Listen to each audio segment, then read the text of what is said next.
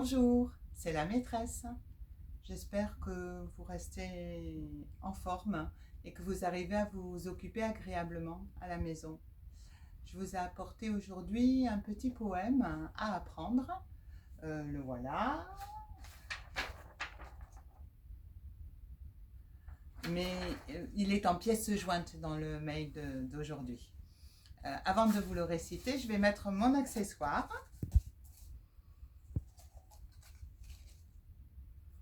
Le clown. Un clown rigolo qui s'appelle Coquelicot. On lui donne une claque, ça le rend patraque. On lui donne un baiser, il tombe de côté. Il tombe sur un os, ça lui fait une bosse. Il tombe dans le feu, ça lui fait des bleus.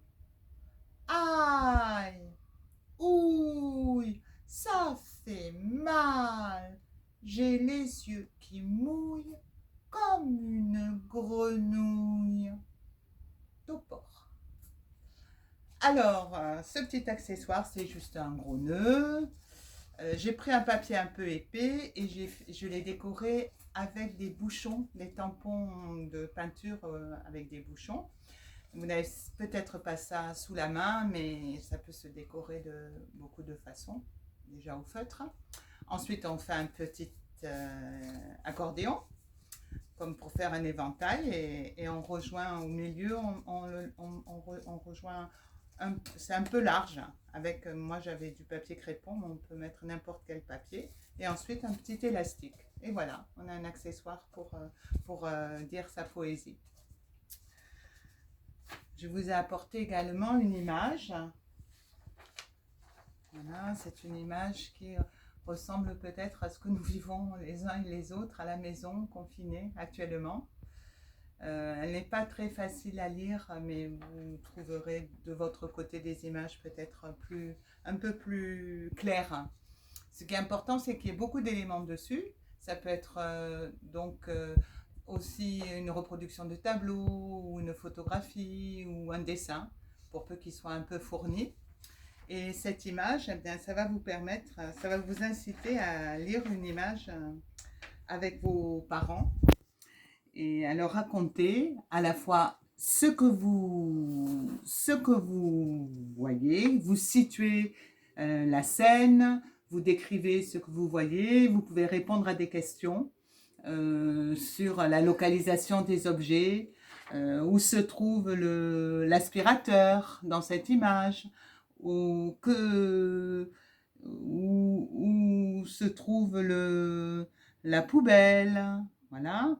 Sur la numération, combien y a-t-il d'enfants, combien de bulles de savon, voilà.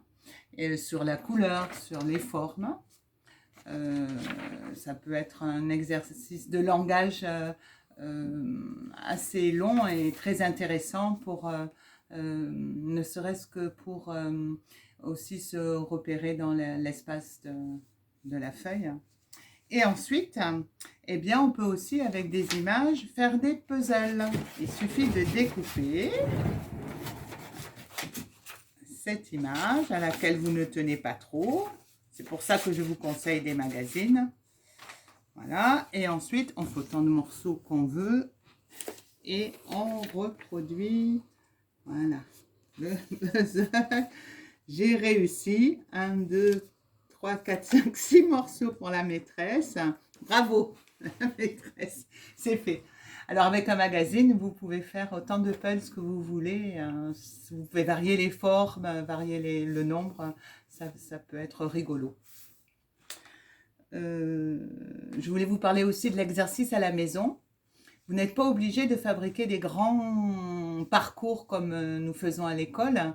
Parfois, simplement faire le tour d'une table, de la table de la salle à manger, ça peut être suffisant. Il suffit de varier les actions. Par exemple, marcher avec toutes les façons de marcher que nous avons apprises, marcher lentement, marcher vite, faire de grands pas, marcher sur la pointe des pieds, marcher à reculons, marcher en faisant des pas de fourmi, marcher, voilà. Ça peut être ensuite sauter, des petits sautillés, sauter sur un pied, sauter pieds joints, ça peut être à genoux, à quatre pattes, ça peut être en rampant même, si vous avez nettoyé les reliefs du repas, si vous les avez balayés, les enfants, voilà.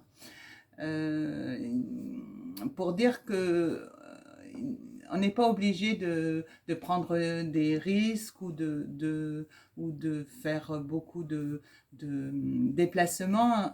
Si on les varie, déjà on se dépense bien et on s'amuse bien en bougeant.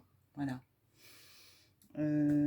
Par ailleurs, je voulais vous parler d'une idée que m'a donnée une de mes amies, de faire un petit journal de bord de ces jours à venir à la maison de confinement. Prendre un cahier ou si vous n'en avez pas, le cahier de vie que vous avez apporté à la maison peut faire l'affaire très bien. Chaque jour, notez la date, vous faire aider par un adulte pour noter la date. Et puis ensuite, racontez à un grand ce que vous avez fait ce jour-là, ou le dessiner, ou les deux. Coller des feuilles de travail si vous avez travaillé sur feuilles, coller vos dessins, faire des petits découpages, collages sur ce cahier. Et comme ça, les jours passeront, vous verrez ce que vous avez fait chaque jour. Et quand nous nous retrouverons, nous aurons beaucoup à nous raconter et nous aurons de la matière pour le raconter. Voilà. Voilà. Je vous dis à vendredi. Je vous souhaite de bons jours d'ici là. Bon courage et gros bisous aux enfants. Au revoir.